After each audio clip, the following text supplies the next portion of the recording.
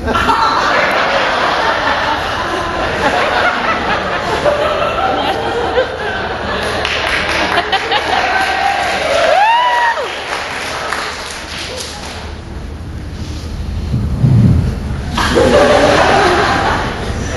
diwrnod yn ddiweddar, mi es I mewn i'r siop I brynu rôl o glingffilm ar ôl bod ar y pop.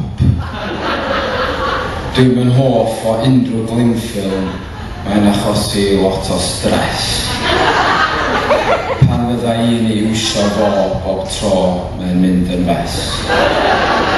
Ar dydd arbennig hwnnw, mi oedd gen I broblem fawr o'n I fod I fynd I anerch cangen sblots o ferched y wawr. Gan mod i'n gyfrifodol, wan, dydw I ddim yn bons, ond mi o'n I wedi pobi platiaid mawr o homemade scones. Am bwriad anrhydeddus oedd ei cario efo fi i'w rhannu ymhlith o gwragedd sydd yn drewi o BP.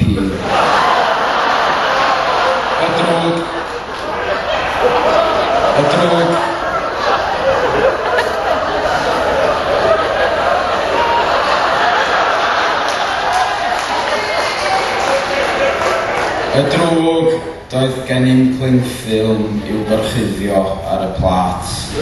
Y scones dwi'n feddwl wan, yn y merched. Wan, pan dwi'n hollol sobor rhag clingffilm dwi'n cadw draw, sa waith sa gen I super glue di glynu'n fy nwy law. Dwi'n methu I drin, a dyna fo faint waith y chwerthwch chi. Dydw I'm yn licio clingffilm, a di o'r oed di'n hoffi fi. Ta waith o'r siop y deiais efo'r clingffilm dan fy mraich. Oedd gen I scones i'w lapio, waith mor boenus fyddai'r baich. A dim ond ar oriawr rhyw gwta hanner awr cyn fy det yn sbot efo creme de la creme sex mad merched o wawr. Im cegin mi frasgamais ac estyn y scones neis i'w gosod ar y plat yn dal yn union fel mince pies. Mi droiais at y clingffilm a ffynnu'r rôl o'r bocs a nadlu'n ddwfn. Chwsur llnau y chwys a dweud the prifardd rocks.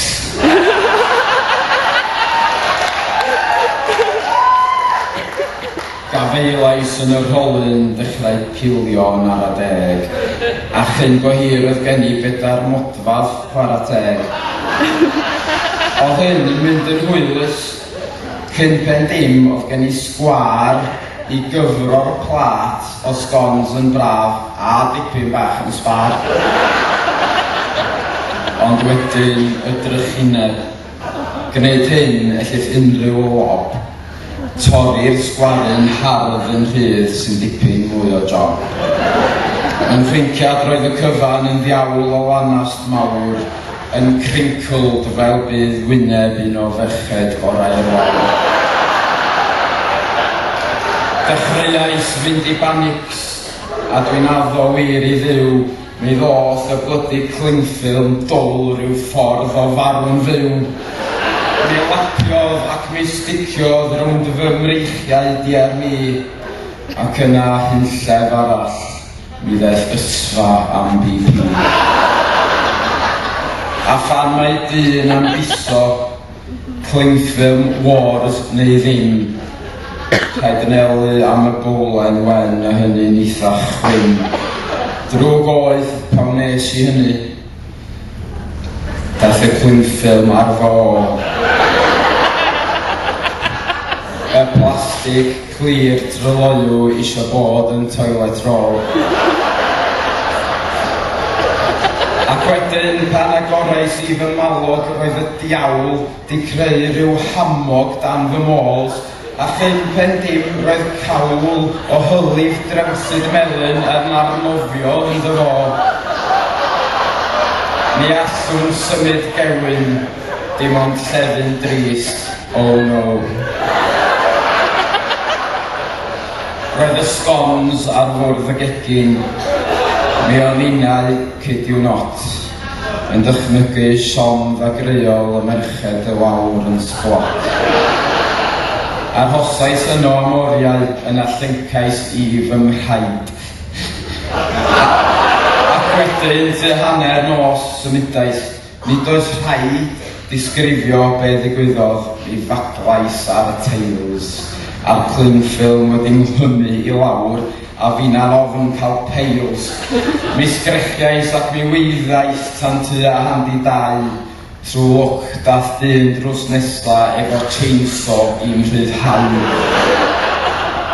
Gofynodd yn garedig, pam nes dim iwsio ffoil?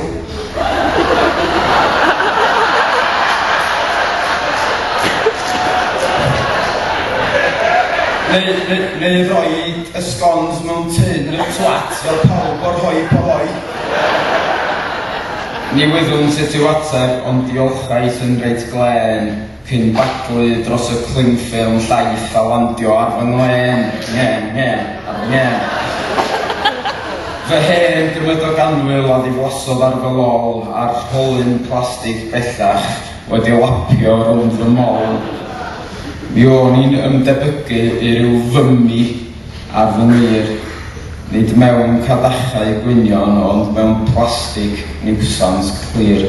Mewn sbel, mi basiais allan a llewygu ar y llawr, cyn deffro yn y bore a gweld llywydd merched y wawr, o sglot a siswr miniog yn fy nhori fi yn hyd, a'r dagra oedd yn pwlio yn ddi-stop lawr fy nwyrydd.